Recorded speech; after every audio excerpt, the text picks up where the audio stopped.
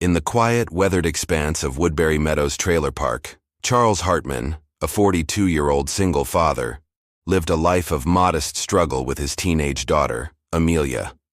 The faded name patch on his work shirt, reading Charlie, told a story of countless repairs and relentless labor. A man of quiet brilliance, Charles had been forced into obscurity by corporate betrayal and personal tragedy a decade earlier, but a chance encounter on a deserted road would soon unravel his hidden genius, setting the stage for a life-altering transformation. The copper sun broke through heavy clouds, casting long shadows over the trailer park. Charles crouched beside a rusty Chevy pickup, replacing a worn alternator for Mrs. Peterson, a 75-year-old widow who paid him with home-cooked meals more often than cash. Sweat glistened on his brow despite the morning chill, his hands moving with the precision of someone who understood machines better than most understood people. "Almost done, Mrs. Peterson," he called, his voice steady but tired. "Should start right up now." "You're a godsend, Charlie," she replied from her porch, clutching a thermos. When the engine purred to life, she clapped in delight and pressed a $20 bill into his palm, insisting he take it despite his protests. The money wouldn't solve his mounting problems. Bills marked final notice, a rent increase, and Amelia's $50 science competition fee, but it would keep gas in his truck for another week. Back at his trailer, Charles faced a cramped, spotless home filled with memories of a better life, photos of him in a lab coat, with his late wife Sarah on their wedding day, and cradling baby Amelia. The kitchen table was buried under unpaid bills and job applications, a constant reminder of his fall from grace as an engineer at Davidson Automotive, where his innovative hybrid engine designs were stolen, leading to a lawsuit that cost him everything.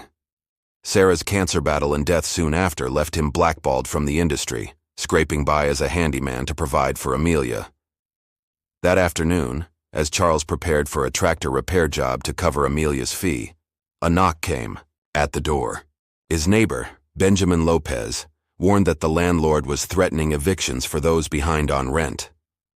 Charles was 6 weeks late, but brushed off Benjamin's offer to help, determined to manage alone. Amelia arrived home from school, her eyes bright despite the weight of their circumstances. "Dad, my science project on fuel efficiency could make the state finals," she said, her voice full of hope. "There's a scholarship for an engineering summer program at Brighton University." Charles's heart swelled with pride.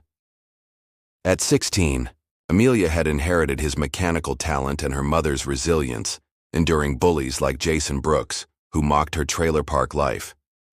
"That's fantastic, sweetheart," he said, promising to cover the registration fee, though he wasn't sure how. After a simple dinner of rationed spaghetti, Charles set out alone for the tractor job, leaving Amelia to work on her project. Driving past the "Welcome to Woodbury" sign, Charles spotted a sleek black vehicle stranded on the roadside. AI Woodward Pulse, a rare hybrid prototype from Woodward Technologies, a company he'd unsuccessfully applied to months earlier. A young woman in expensive clothes stood beside it, frustration etched on her face. Against his better judgment, Charles pulled over. "Having trouble?" he asked. The woman, Audrey Woodward, explained the car had died, and local mechanics couldn't help until morning. "Mind if I take a look?" Charles offered. "I'm a mechanic." "Sort of." After a hesitant glance at his worn appearance, Audrey agreed. Under the hood, Charles found a sophisticated hybrid system, its complexity igniting a spark of excitement he hadn't felt in years. "Your power management module is stressed," he said, pinpointing a design flaw in the thermal regulator connection. "It creates excess heat, damaging the system." Audrey watched, stunned, as Charles worked with basic tools under fading light, rerouting the electrical system and adjusting the regulator. When she started the car, it hummed smoother than ever. "It's better than before," she said, incredulous. "Who are you, Charles Hartman?" He shrugged off her question, refusing payment. "Just glad I could help."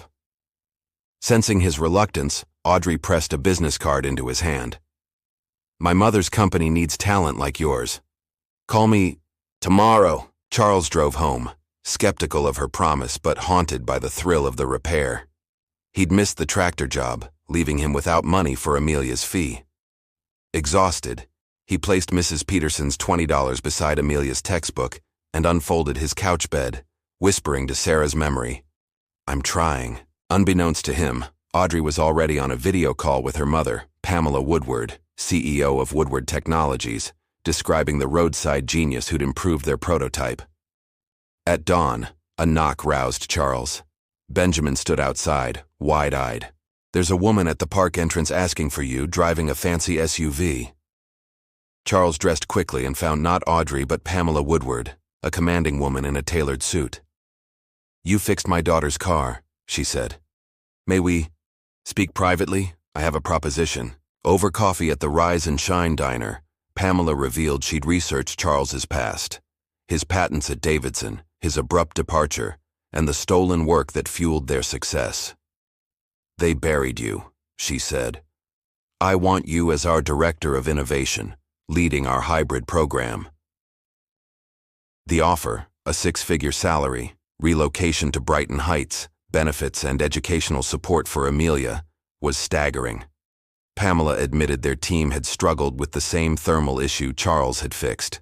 Cautious, he questioned her motives. "Why me?" Pamela leaned forward. "You saw a flaw our engineers missed and improved it with basic tools. That's insight I can't buy." She slid an offer letter across the table, giving him until week's end to decide. Pamela then suggested a tour of Woodward's facilities, insisting on a dramatic gesture, a helicopter ride to Brighton Heights. Charles hesitated, aware of his shabby clothes and curious neighbors, but Amelia's excitement sealed his decision. "Give us 10 minutes to change," he said. As they boarded the sleek Woodward helicopter, the trailer park gaped, including Warren Schmidt, the garage owner who'd once dismissed Charles's job application. Woodward's headquarters was a futuristic marvel of glass and steel. Pamela introduced Charles to her VP, Douglas Weber, and junior engineer Jason, who led them through the Innovation Lab. Charles's hands itched to touch the prototype engines, his mind racing with improvements. Amelia, equally enthralled, pointed out similarities to her science project. Engineers gathered around Charles as he sketched thermal regulation fixes, his passion rekindled. At Brighton University's engineering department, Professor Helen Mitchell praised Amelia's fuel efficiency project, offering her a scholarship to the summer program. Charles, overwhelmed, confided his fears to Pamela. "I've been burned before." She assured him of transparent contracts and creative freedom, emphasizing her commitment to nurturing talent, unlike Davidson's exploitation. Back in Woodbury, Charles faced a crowd of neighbors as the helicopter landed. Amelia's hope and the memory of Sarah's dreams pushed him to decide. "We accept," he told Pamela. Over the next weeks, Charles prepared for the move, selling tools and saying goodbye to neighbors like Mrs. Peterson and Amelia's teacher, Angela Foster, who gifted Amelia a framed science competition certificate. In Brighton Heights, their new apartment felt like a dream. Charles started at Woodward, leading the Pulse team with quiet authority. His thermal regulation fixes impressed, even skeptic board member Robert Henderson, who revealed a past connection to Davidson, hinting at unexpected support. Amelia thrived at the summer program, her project drawing industry attention. One evening, Charles stood on their balcony, Sarah's wedding ring warm in his palm. "We're going to be okay," he whispered, the city lights below symbolizing a future reclaimed. From a struggling mechanic to Woodward's innovation director, Charles had forged a path not just for himself, but for Amelia, proving that genius, once buried, could rise again.